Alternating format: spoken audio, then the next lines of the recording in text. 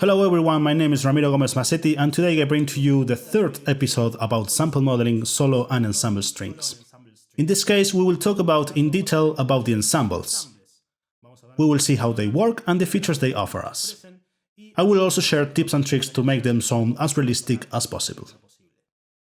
The first thing that I want to talk to you about is the fundamental difference that exists between most string sample libraries and the way in which sample modeling builds the sound of the ensembles.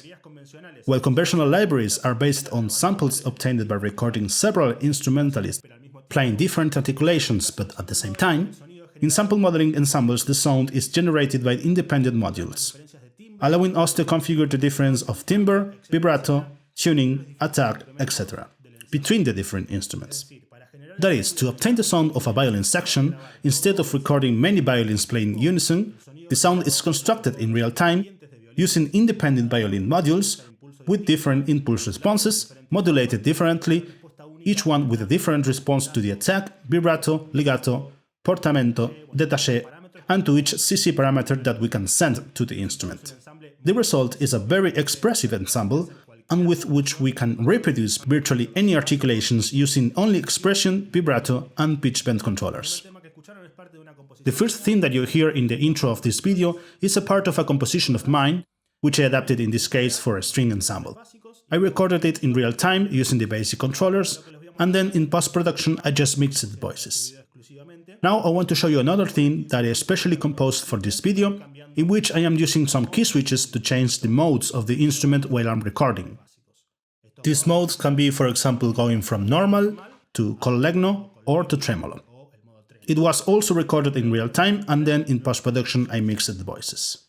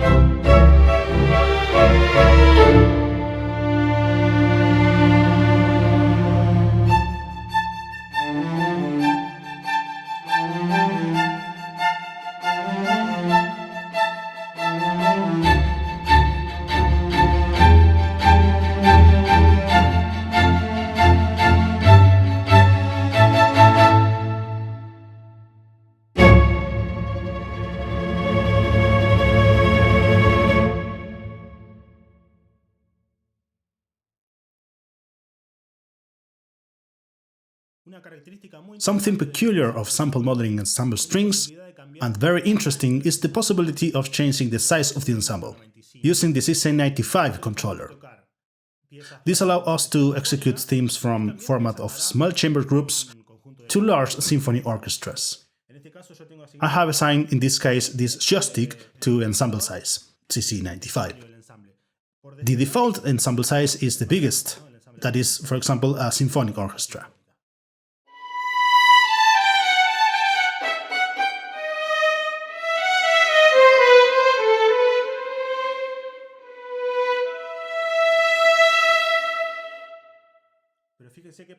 And now we will put this to 0, and you will hear a very small ensemble. That is, for example, a chamber ensemble.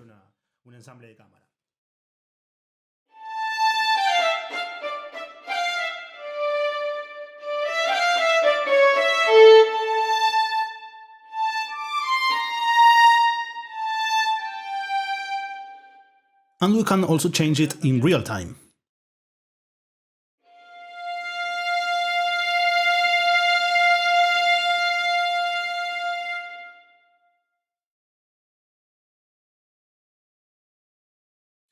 There are two vibrato modes in the ensembles. The CC1 is an asynchronous vibrato and default mode.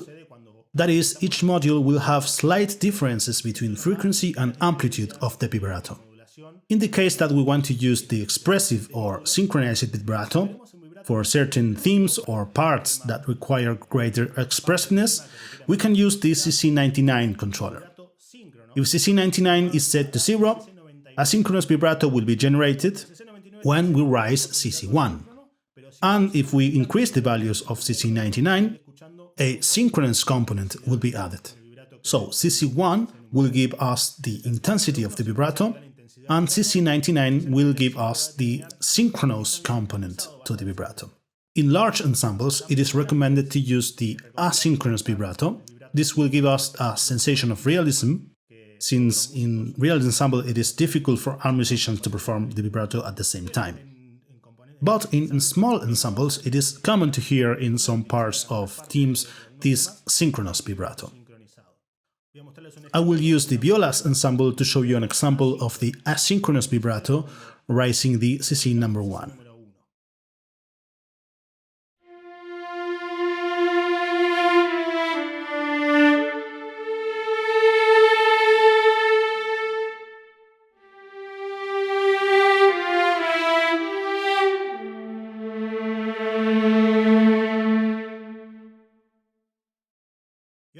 Now I'm going to set the ensemble size to 0, and I will start raising the CC99 that I have assigned to this joystick, so you can hear this synchronized component.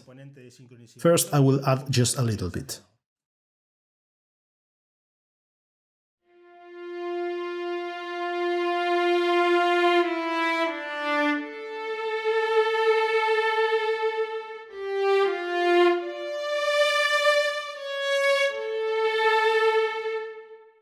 And if I raise it more, it will be more evident.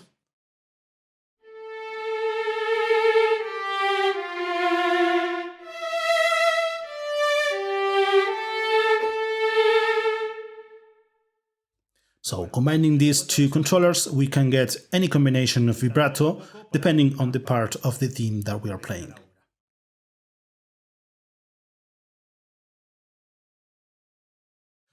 The modules of the ensembles are independent from each other.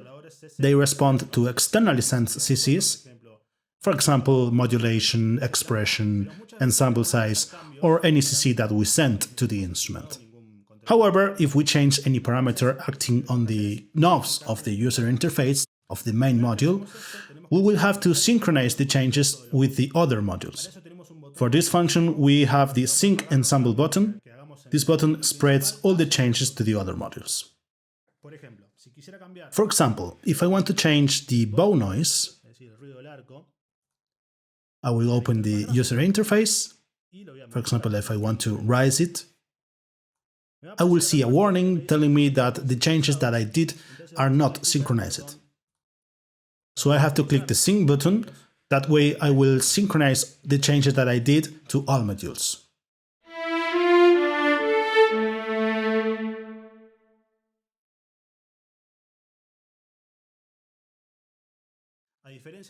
Unlike solo instruments, which use an internal convolution reverb, in the ensembles the reverb is one for all the modules, and it is configured as a send within the contact mixer.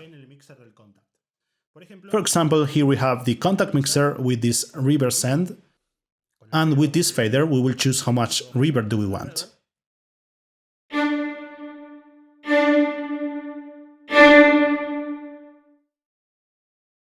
And if we want to change any configurations of this reverb, we have to click this button.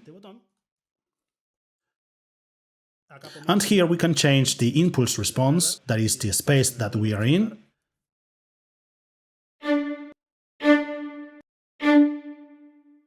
And then we can change room size, filters, among other things. Then we have a set of parameters that we can use to place the ensemble on the soundstage. The first one of these parameters is the width, controlled by CC37.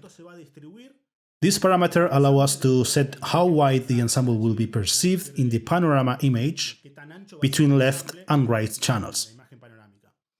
Then we have CC10 that controls the pan, or lateral displacement of the ensemble. It is important to note that this is not the same pan that we use in a DAW. It works very differently. And the third is CC14, distance. This is how far from the listener the ensemble is going to be. The appropriate use of these parameters will allow us to place the ensembles in any position of the stage, and this is crucial for achieving professional mixes when combining with other instruments. To show you an example, I will go to Virtual Soundstage. The first parameter that we're going to modify is the width. By default, it's at the maximum value.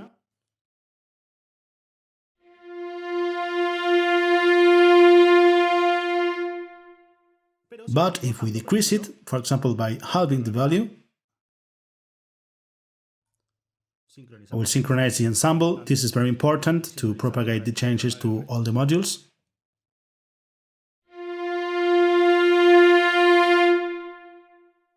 And now I'm going to set it to 0.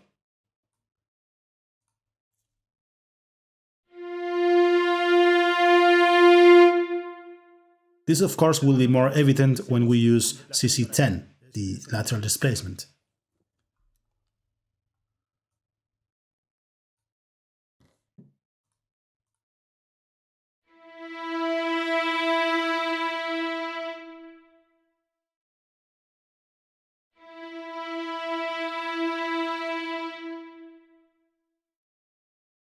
And finally, we have the distance, CC14. This is how far away the ensemble is going to be.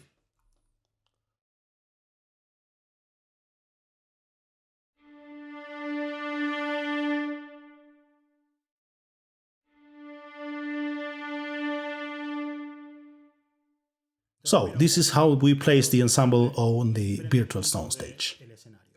In the case that we want to use an external solution for this task, that is to place the ensemble on the stage, for example, if we have a plugin or maybe a global solution at the mix level, we have to completely disable the reverb and the early reflections.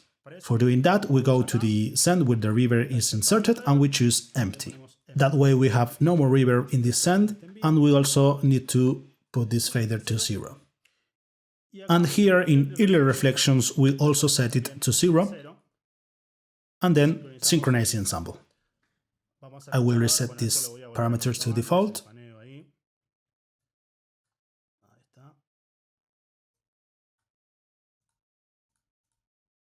And now you can listen to the completely dry ensemble.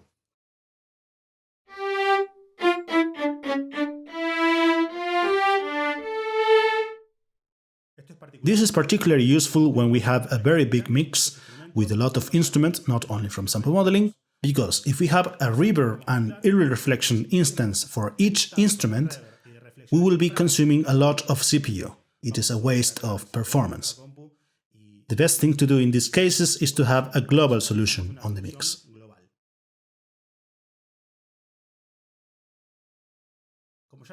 Something that we have to keep in mind is that stringed instruments are characterized by having important variations in pitch. These are instruments that, having no frets like the guitar, the sound of the notes is generated by the musician by hearing and adjusting the finger position. This generates slight variations in pitch. These variations occur in the attack and during the execution of the note. It is very common to hear sample string ensembles that sound too perfect, lacking those subtle pitch deviations that make us think we are before a real ensemble.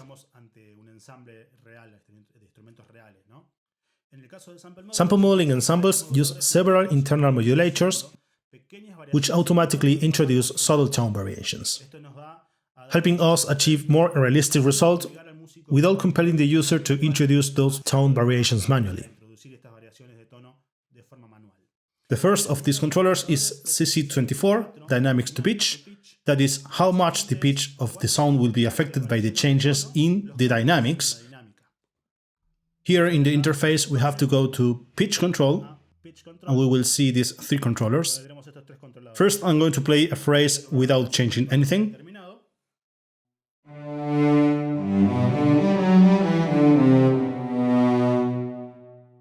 Now I'm going to increment the CC24, synchronize the ensemble,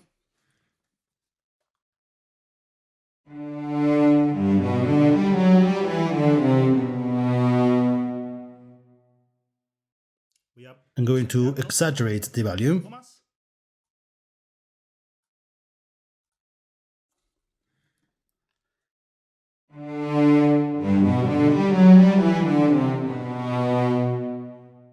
you can note this slight detuning.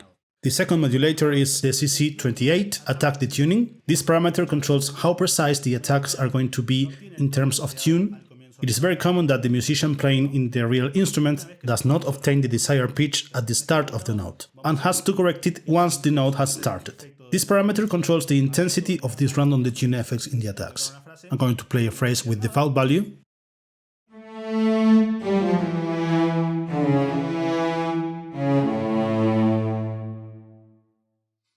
Now I'm going to raise it a little bit.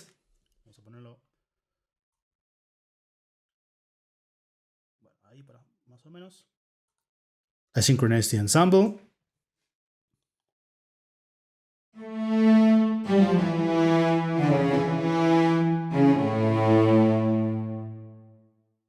A little bit more.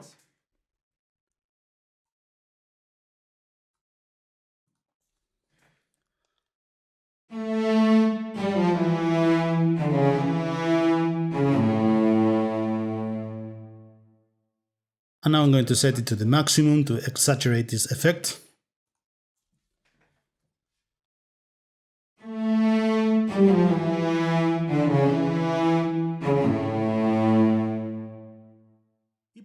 Finally, we have the CC33 tone modulation. After starting a note, it is also very common to hear variations in tone and intensity during the note, due to the difficulty that exists in the real instrument to maintain constant arc pressure and finger precision. Through this controller, we decide how intense these random modulations are going to be. I'm going to perform a sustained note without changing anything.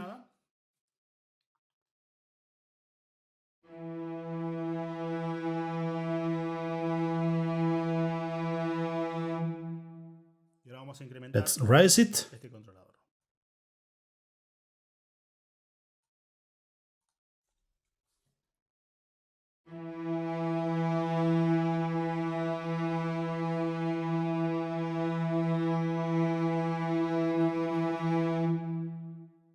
I am performing the note with a constant expression, so all the variations in tone and intensity that you are hearing are caused by this modulator. I'm going to exaggerate it.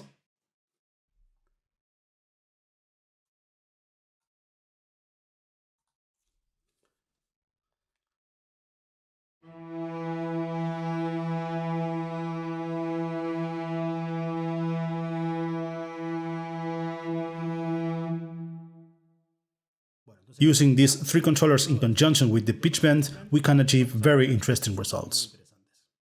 Another of the tips that I wanted to share is that when we use several sections of ensembles at the same time, it is recommended to slightly detune them from each other, preferably in a dynamic manner using the pitch bend. In this way, we can avoid the typical accordion effect, where when sounding so perfectly tuned, an effect similar to the sound of an accordion is created. This is particularly more evident in small ensemble and solo instruments. So in the example that I am going to show you, I am using two ensembles, violins and violas, and both of them has the ensemble size set to 0, meaning a very small ensemble. First I'm going to record the violins, then the violas, and after that I'm going to show you how to slightly detune them from each other. This detuning can be added in post-production or during the recording.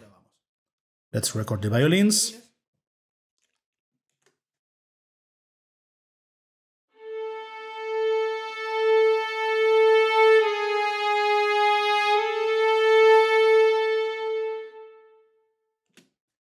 And now let's record the violas.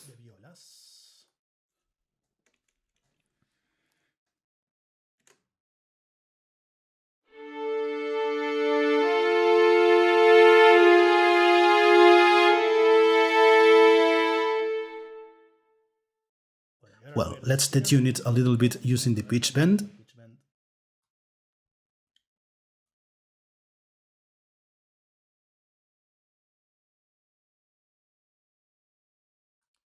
And in the violas, I'm going to detune in the other direction.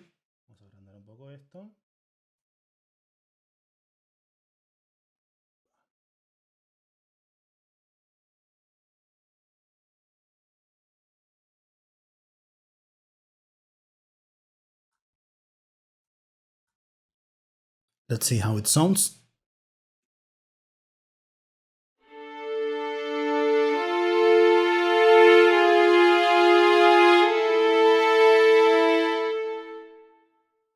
We can also use the 3 modulators that I talked to you about before.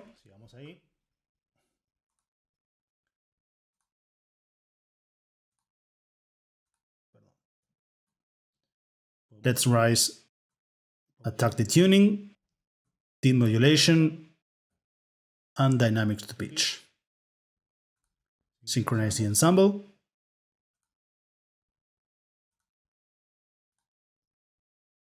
And we do the same in the other one.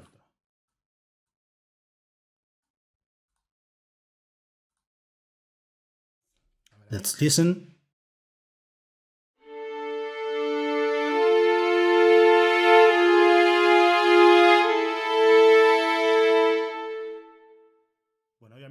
Of course, you have to be very careful and not to detune too much, but these are basically the tools that we have to avoid this accordion effect.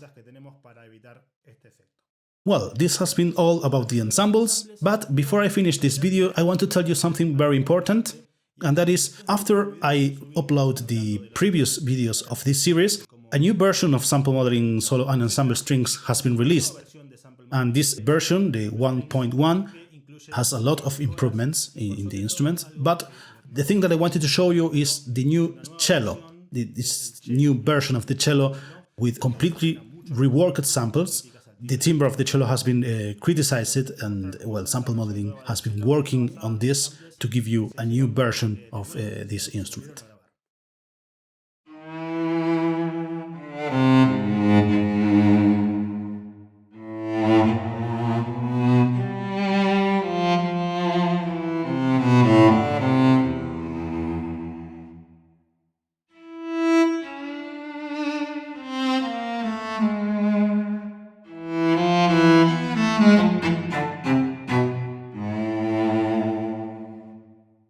This has been all about these chapters about sample modeling solo and ensemble strings, but stay until the end of the video because I'm going to show you the second part of this composition of mine that I show in the first part of the video, in the intro, and it is recorded in the same way.